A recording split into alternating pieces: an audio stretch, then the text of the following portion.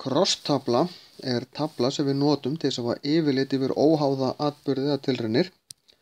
Við skulum skoða dæmi. Við skulum gefa okkur að við séum með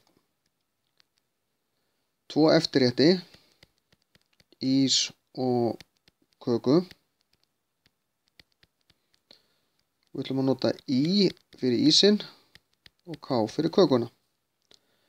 Síðan erum við með 3 aðalrétti. Við erum með humar. Notum H fyrir hann. Nautakjöt. N fyrir það. Og síðan erum við með kjúkling. Notum K fyrir það.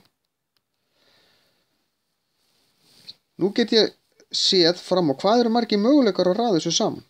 Jú, ég get verið með humar og ís, nautakjöt og ís og kjúkling og ís. Ég get verið með humar og köku, naut og köku og kjúkling og köku. Ég nota cross-töfluna til að sjá alla möguleikana og þeir eru í þessu tilfelli 6.